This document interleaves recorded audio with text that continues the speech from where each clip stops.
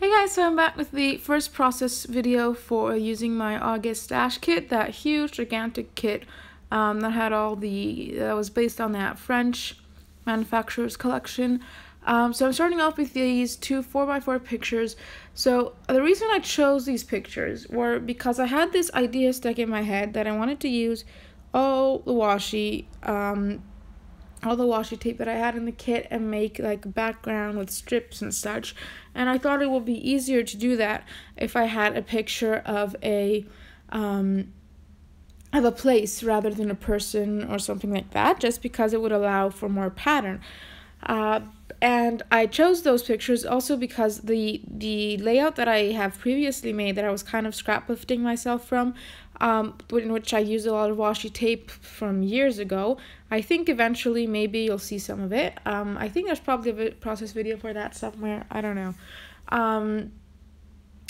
I had used a picture of the, I don't know if it's correct in English. I think it's called a White Tower in Thessaloniki.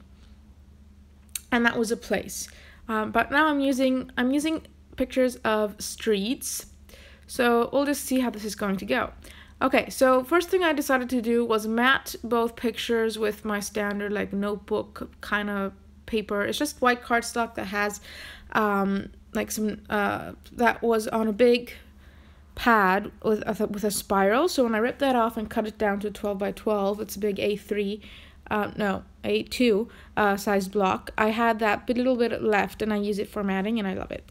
So I decided I'm going to do some mixed media. So what I did is I'm taking out my acrylic ink in blue. It's a blue color. I'm not sure what the name is. It's by Pebeo. And then I'm mixing it with the white acrylic paint and I'm just using my brush. And you see, I added some water and just the tiniest bit of paint and you get a lot of pigment, which is why I need the white. And then I'm just dabbing it up and it makes this very cool effect as well. But then I felt like I needed a bit more blue because I'm trying to match the blue that's in the sky in my pictures of the streets. These are streets from my trip to France, which is why I'm scrapbooking streets. They were just cute little streets that I saw as I roamed around Angers. Okay, so now that I have that done, I'm gonna start thinking about how I want to place my washi tape. So where I'm pulling washi tape from this washi tape pack from Ellie's Studio. I think it's from the Live Laugh Love collection, and then I also have some washi tape in a Chamel sticker book, the Little by Little sticker book.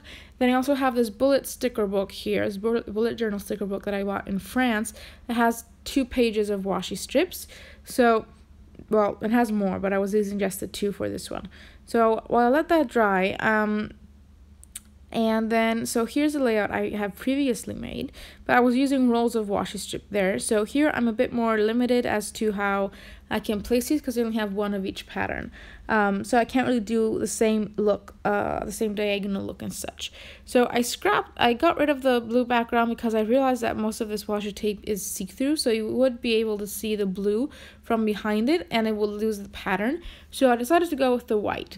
So my first idea was to make 2 clusters. So I'm cutting the washi pieces in half and putting a cluster at each around each of the pictures. Now I think one of the problems that I had with this layout was that I'm using 2 rather large pictures for an 8.5 by 11 size page. Well, at least large for me, because I usually use a 4x4 picture on a 12 by 12 page, and here I am using 2 on a A4 pages. I think it's actually about 9 by 12. It's not 8.5 by 11. It's a bit of a different configuration, the A4 size, but it's basically the same concept. So now I'm going back and forth between the blue and how I want to layer this washi. So here I decide I'm going to make a row at the top here and then figure out what I'm going to do with the pictures. Well, at this point I'm thinking it's going to be like a top heavy layout where I have the pictures at the top and then a little cluster at the bottom. So I'm just going through and I'm trying to put different patterns at different spaces throughout on that strip, but I'm not necessarily doing it in a sequence. So I mean, I'm just trying to keep the colors and some of the patterns the same, but I'm not lining them up the same way everywhere, if that makes any sense. So I'm using both of those books that I was talking about. just going through, cutting things, attaching them. And I have a very, all of these are very patterned. They're very bold and they really stand out. And because there's a lot of detail in them, and then I realized that the pictures also have a lot of detail in them. So the patterns in the washi tape is kind of contrasting with the pictures and the details in that, and your eye doesn't really know where to go. I mean, it's not so apparent on camera. I've also haven't put down all the washi tape yet, but when I was making it, that's kind of the feeling I was having. But I pressed on for a bit. So now I'm going to do the same thing as I did at the top, but at the bottom. Now the issue here is that I don't have the same patterns that I used at the top, because I didn't think that I was going to make a bottom cluster. So what I'm doing is I have different patterns at the bottom than the top, but I'm going to try and then maintain some of the same colors, which isn't that hard to do when you're using the same sticker books and such, because they do have the same color scheme. Well, at least that LE Studio stuff. And then I'm just bringing in some neutrals, mostly from the from that other sticker book. I'm just tearing things. I'm not lining them up straight. I mean, they're quite crooked, but I like the messy look of them. Now, I did tear up some of the washi tape quite a bit, especially when I was changing the formation of the layout. So some of it isn't as pretty looking as it should have been, and it's not gluing down now. So I'm going to use some tape here as well. That's the only thing that's kind of bugging me, not the fact that everything's not lined up. I do like that look. And as some of the pieces are overlapped, some aren't, and that's fine by me. I don't know why I like it, but I do. I know other people might not particularly enjoy the fact that everything isn't completely lined up on the page, but that's just not how I scrapbook. Now, I really wanted to use this lace, but this is another delicate thing, and it's distracting from the delicate buildings in the picture. So here I thought I can cover up some of this washi tape using a doily, and since I've also used a doily again in that other layout I was kind of scrapbooking myself from, but I don't know if I'm liking it. And then I need something behind the photo, so I'm going through some paper that I have in the kit. But it's just a very complicated process because I'm trying to balance I really want the patterns in the washi tape to stand out and not get lost because I love them, and I also want the pictures to stand out. So I'm trying to add something behind the pictures that will make them stand out, but also not make someone lose focus from the washi tape. I know it was a very frustrating layout to make. I do like the end result though. So then here I thought maybe I can do like the washi tape on the side, and I don't know, maybe if I had one picture this might have been easier. But it wasn't working. I'm trying. I really like this yellow because it brings in, there's a tiny amount of yellow at the top and a tiny amount of yellow at the bottom. So by putting this in the middle, I really felt like everything, like it tied everything together. But I couldn't figure out how to add this huge piece of paper because I have all that washi tape, and I kind of wanted the pictures to sort of float in between. I don't want them to feel grounded in the middle, and then the washi tape looks like it was just thrown on there. I don't know if any of this is making sense. I haven't done a voiceover in so long, so yeah. So I'm trying to figure out what to do here. I'm thinking maybe I'll add one picture at the top and one picture at the bottom. Maybe I'll tuck in this paper behind the washi tape. Then I have some trap space in the middle there, and I'm really not liking it. So I'm going to fuss like this for quite a bit until I figure out what I'm gonna do. So here I am again with that paper, and I'm changing the positions of the pictures, but I mean there's not a lot I can do since again they're so big and it's such a comparatively a small background. So then I felt like I needed some color, so I'm cutting this. This brings in some purple and some of the blues, some of the greens, but it's too saturated. I feel like that paper's, I don't know how to describe it. It did not work for me. So off it goes, and I'm just back with the yellow. But on the other hand, I don't want these pictures on the white background because I already have a white mat, and it just feels too plain to me. Yes, very complicated. So I'm going through all the paper options that I have in my kit. I'm thinking about adding some of this pink from that 6x8 paper pad. Maybe doing some sort of strips in the middle. But I don't know. I mean, it's not that bad when I look at it now, but at that time I just felt like, when I was making the layout, I just felt like nothing was working. So yes. And then I got rid of the one picture just to see how it will look. It was ridiculous.